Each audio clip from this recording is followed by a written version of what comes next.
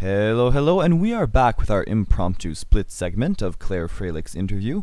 Let's get right into it.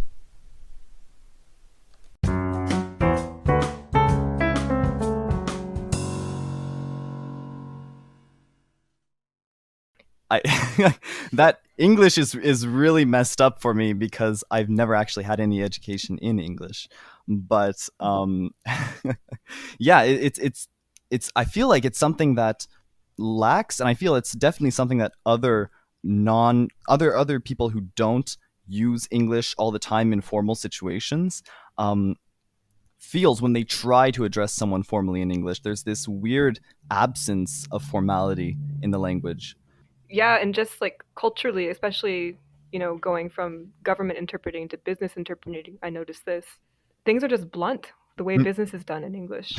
yeah. Um, and that's fine. That's just how it is. But when you're, especially coming from Japanese, or in your case, if you're doing formal things in French, and then trying to like think of the equivalent in English, it's not going to be a literal translation. Um,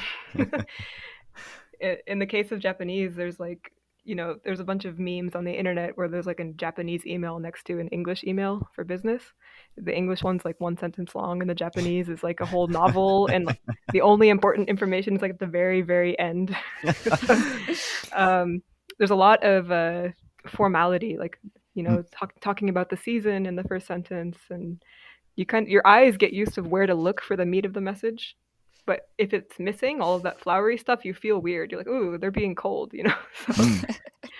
So there's actually a specific structure that you have to have to emails or letters in a business setting in Japanese, like an essay. Basically, you'd have like specific structure laid out for you, and the important stuff is only in a specific section. I mean, there's no like codified law that an email must be Mm, written in this way, but your eyes get used to reading communications in certain ways. Like we mm, do it subconsciously too in any of our mother tongues. The types of small talk that we make, these kind of common conventions are absorbed. You don't really think about them, but when they're missing or misplaced, you really notice it. mm. And speaking of translating between languages, you've done a lot of translation between Japanese and English, but you also studied some Spanish. Have you ever translated between Japanese and Spanish? I did, and it was the most like brain intensive operation of my life. There was a high school student that had just moved to Sapporo from Mexico and was interviewing to be in one of these prestigious high schools in the city. And yeah, no pressure there, right? Like you really want this student to succeed, and the kind of their word is through your mouth. So it went pretty roughly. Translating, interpreting is hard enough in like to your mother tongue, like to another second language. It's not a game I recommend many people play.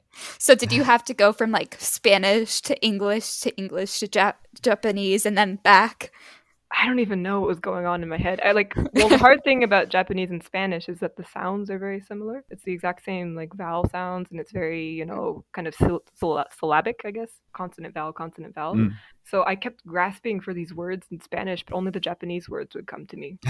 They sound very similar. So that was a struggle. But anyway, I had no business doing that interpreting, but we had no Spanish interpreter in the city, so it became me. You're like the ultimate trying to put like puzzle master trying to put a puzzle together, trying to figure it out.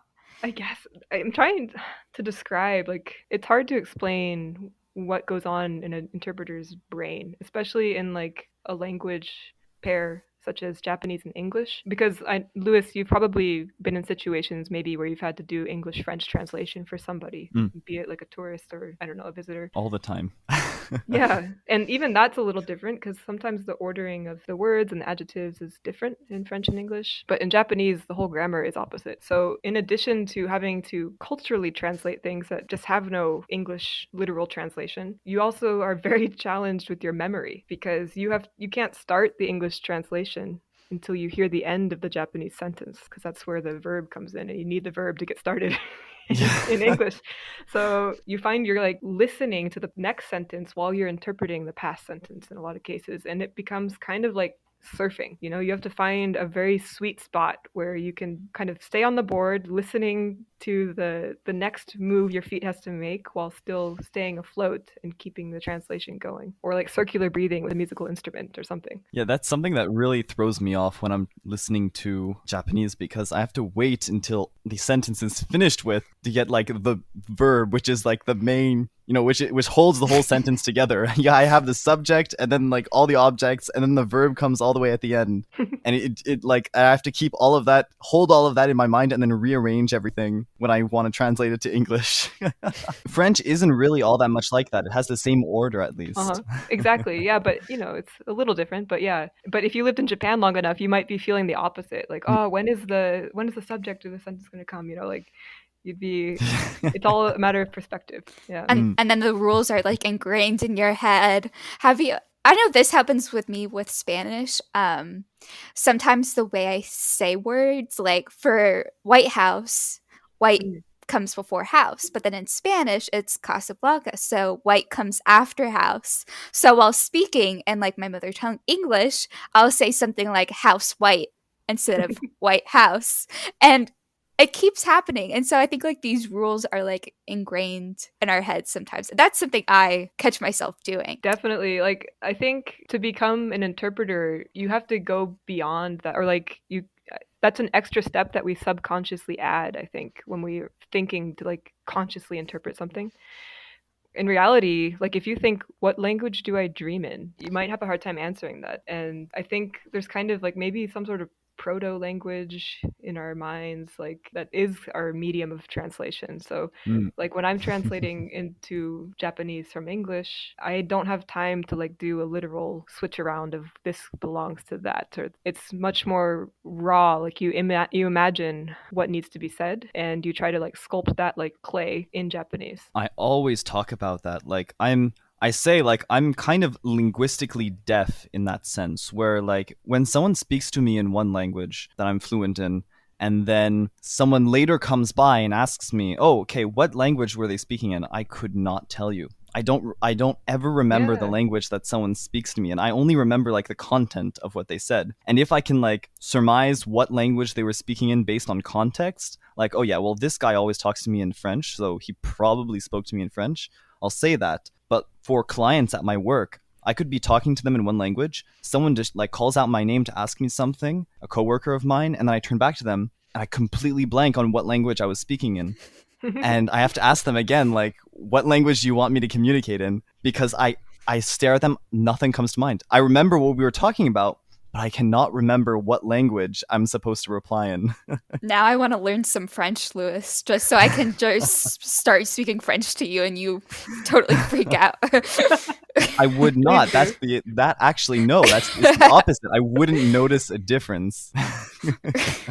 But speaking of translation, so we spoke about corporate translation and then in the government and all that, but how is that different, for example, from freelance translation? I know you did a little bit of it with Gengo. How was that experience? Yeah, Gengo, it's a great place to practice translating as the fledgling with no experience, because you are not going to get paid enough to live on Gengo.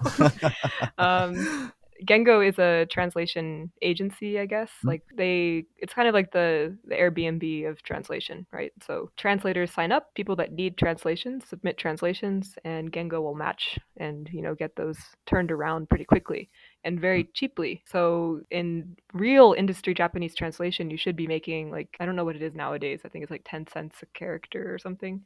Gengo, you'll get paid like 2 or 4 cents a character. I don't remember, but not much. So for me, Gengo was a great way, like before I formally started translating, it was a way for me to practice this brain gymnastics of doing translation, get a lot of exposure to translating different types of content, menus, PowerPoints, government documents, and also to make money when I actually quit after Amazon Japan and was traveling for a while.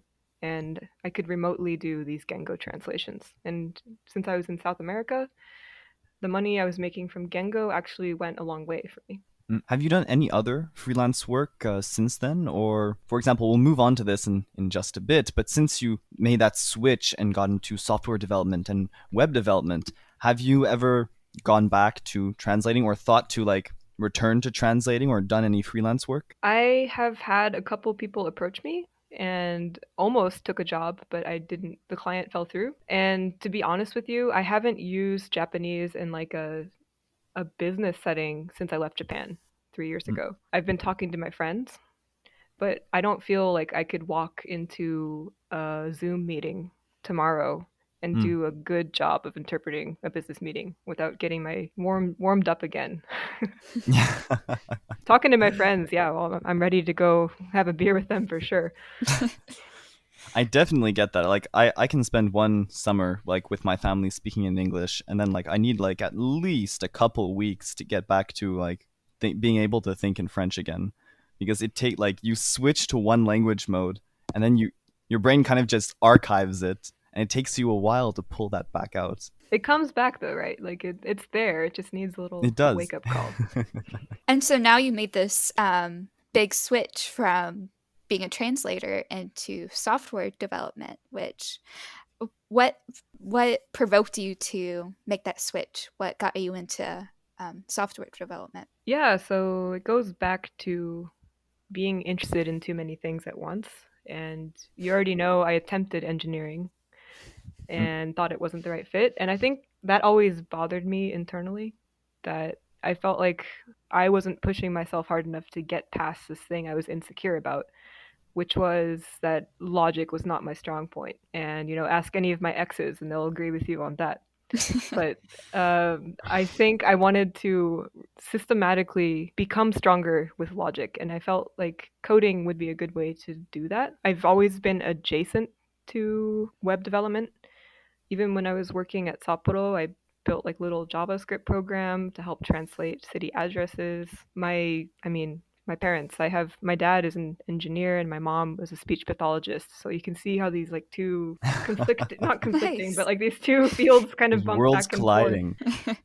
I keep going into dipping in and out of both of them. But right now I'm on the technical side. I did a boot camp And to change careers. Yeah. and have you found that learning various coding languages is similar to learning a natural human language? Or obviously there's a certain amount of logic in there, but what's your take on that an experienced translator and interpreter? This is an interesting question, and my gut instinct is to say that a coding language is a human language, Mm. um, because if you're typing in C or JavaScript, these are languages that are using English to kind of abstract some low level things, make it very human accessible, both to like you, the coder, but also much like writing a letter to somebody or some piece of communication, your code has to be readable to other developers if you want them to help you with the project, or if you want your project to live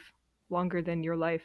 So I think it's similar in the sense that both of them are for humans, but different in that when you're coding, it ultimately does boil down to logic and a real physical process, right? It compiles down to assembly eventually, and like it becomes does all these things physically on the hardware of your computer to make calculations. Mm. And that can't be said of how we are communicating right now in this podcast. We could all be interpreting what's on the table in front of us very differently. There's not necessarily one binding logic that's underlying the conversation. So I think that's a big difference. In terms of learning, there's kind of a similarity because they're both languages for humans. How are you learning Japanese, for example? With a course, with a couple apps. So it's a lot of repetition, and Mm-hmm. yeah, it's basically just a lot of repetition and memorization to begin with, and then trying to construct sentences on your own, and then understand sentences. And it's basically Yeah, it's building blocks. repetition. And yeah, Alana, feel free to chime in because I know you studied Spanish as well. Like, Oh yeah, I'm just absorbing this all in, and my head currently is like, Claire, have you ever studied music? yes, actually. Yeah, Yeah, that's because another passion. music is very similar. Sorry, my lights just flashed. Very similar to like learning a language, and that muscle memory, kind of like talking sometimes. At least with my experience, uh, reading music comes as simple as like reading a book. Mm. Yeah, I mean, that's a very, very. I agree with you 1,000%. I feel like music is a language as well because it's used to communicate. It Yeah. communicates mood very efficiently. And like you say, with musical notation, it's like us writing with our orthographies as well. But like music, like Japanese, like I don't know if you've found any patterns when you're trying to memorize things, but doing something in context is the way that you learn it. A song, you're going to learn the notes if you see them in progression of a melody, right? Or in Japanese, as opposed to just doing flashcards with like no context, you're going to remember things much better if you are listening to music, Mm. like a poem, especially pop music, because it's going to be very repetitive across Yeah. songs, what types of words are used. That's a very efficient way of, well, that's how we learn without trying to as babies, right? We're contextually piecing together what is said when, to whom. And similar with coding, right? You can do a bunch of tutorials, you can do flashcards of coding, I suppose, but it's going to stick only when you try to use it in context. Like Mm. if you're reading a code base that's interesting to you, or if you're building an application and having to create something, That's true. we're You got to work contextual on beings. projects. You got to work So on projects. Yeah. So even if you're a very logical mathematic person, or you're into engineering or math or coding, or if you're more creative and you like music or art or um, learning languages, there all seems to be a big connection of learning that way. Yeah. I mean, this idea that you choose a profession and then kind of dedicate yourself to it is kind of an invented idea, right? Just because that's how the university system works in our part of the world. In reality, like all of these wisdoms kind of play off of each other. Your example with music was stellar. I mean, I feel like if you have an ear for music and the communal aspect of music when you're playing in a band, it has a lot of crossover with language and talking to people in a social setting, understanding your environment. Very interesting indeed. And you were mentioning the traditional university system. You did not get a degree in tech specifically, despite the fact that now you're working as a software developer and web developer. And I was wondering, compared to like some of your colleagues in the industry that you've met and all that, do you feel that that's a disadvantage or an advantage, or what's your take on getting a university degree or just going to a boot camp? I'm going to have that boring answer that there's an advantage to both paths, right? Mm, Depending on your goals. Before working at Postman, I was mm, working at a startup called Mint Bean that's based out of Toronto in Canada. At the time, it was just me and like another dev and the CTO working on building a platform that was for developers that had just graduated boot camps or maybe even school but haven't landed that first job yet. And so this space is a very interesting space to me because people want to know, like, should I shell out tens of thousands of dollars and go to a 4-year school? And will I be able to be employed after it?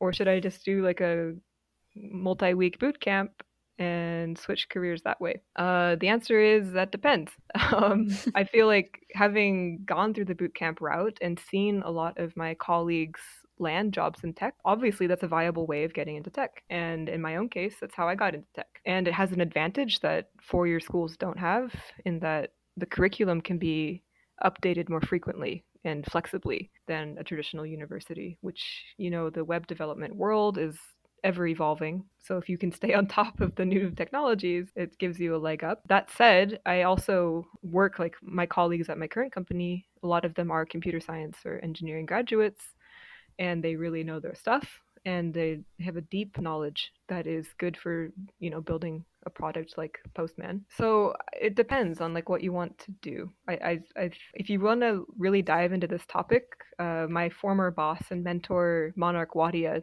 did a podcast recently on Pod Rocket podcast talking exactly about this topic, and he has a very good view of the boot camp versus university scene and some interesting insight there. So I recommend you check that out. We will try and find the episode and maybe put a link down in the description of this one. But thank you for your wisdom, Claire. And before we go, because we're reaching the end of our time now, do you have any advice for students looking to get into either web dev or translation? Yeah, fail. Remember, fail forward. No matter what you want to do, the earlier you can find out that failing oftentimes won't kill you, the better. It's going to make you stronger. And I know it sounds like a bunch of cliche, but just try it. Trust me, try it. Try and fail. All right. Well, that is the final piece of advice. Try to fail. Fail forward. Wonderful. Perhaps that we'll even call the episode Fail Forward. Well, thank you so much, Claire, for coming on the podcast today. It was a pleasure having you. Thank you for having me. It was really great to get to know both of you. And all of you listening out there, tune in next week for another fascinating episode of Gen Ed. See you then. Bye-bye.